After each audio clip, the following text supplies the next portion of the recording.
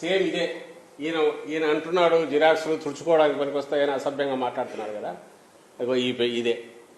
మరి ఈ జనవరిలో ఎప్పుడో చేసుకున్నాడు వైజాగ్లో, దాని మీద వార్తలు కూడా వచ్చాయి. ఈయన కూడా వైజాగ్ మన నచ్చినట్టుంది, అక్కడే బాగుంటుంది అని ఆస్తి అక్కడ కొన్నాడు, అంటే రాజధానికి అదే బాగుంటుంది అని అనుకున్నాడు కూడా వచ్చాయి.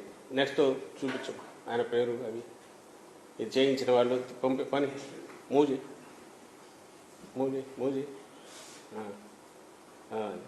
సో ఆయన ఏదో some form represented by Nandamuri Balakrishna. ఇది జనవరిలో జరిగింది, ట్రాన్సాక్షన్ జరిగింది, కోట్ల రూపాయలు పెట్టి ఆస్తి కొన్నాడు.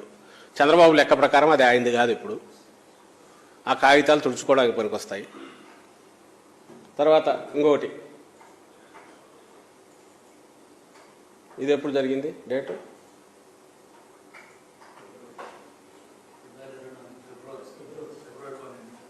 ఈ సంవత్సరమే కదా, 24 ఫిబ్రవరి. ఫస్ట్ పేజ్ చూపించమ్మా, ఫస్ట్ పేజ్ చూపించు. కొన్నవారు ఎవరు?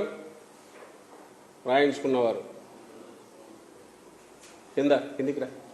కొణిదెల పవన్ కళ్యాణ్, కిందికి రా, కింద ఇంకొంచెం ఎన్లార్జ్ చేయండి, ఎన్లార్జ్ చేయండి. ఇది పవన్ కళ్యాణ్, ఈయన ఫిబ్రవరిలో కొన్నాడు. ఇప్పటికి 4 నెలలు 5 నెలలు అవుతుంది కదా. ఏమైంది ఆస్తికి? మరి ఎవరన్నా పోయి జెండా పాతవచ్చు, మీరే పోవచ్చు. ఇప్పుడు వీళ్ళు చెప్పిన దాని ప్రకారము ఎవరైనా సరే పోయి ఆ ఆస్తిలో జెండా పాతవచ్చు, ఎందుకంటే వాటికి విలువ లేదుగా. మరి అది కరెక్ట్ అయినా ఒప్పుకుంటారా?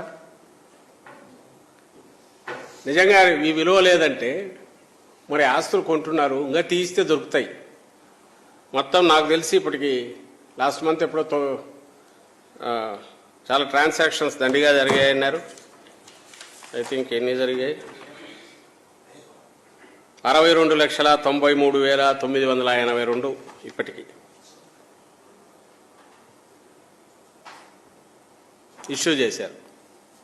ఇన్ని ట్రాన్సాక్షన్స్ జరిగాయి. సరే, వాళ్ళందరూ ఎందుకు? వీళ్ళ ల్యాండే, మరి వీళ్ళ లెక్క ప్రకారం అది వాళ్ళది కాదు. మరి ఎవరైనా పోయి జెండా పాతితే కాదంటే వదిలేస్తారా?